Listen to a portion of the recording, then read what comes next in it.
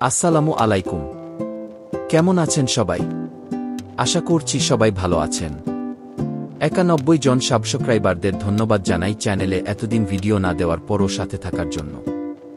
সম্প্রতি স্বরাষ্ট্র মন্ত্রণালয় কিছু শূন্য পদে জনবল নিয়োগের জন্য একটি বিজ্ঞপ্তি প্রকাশ করা হয়েছে, যেখানে 85 জনের একটি বিশাল নিয়োগের ব্যবস্থা করা হয়েছে।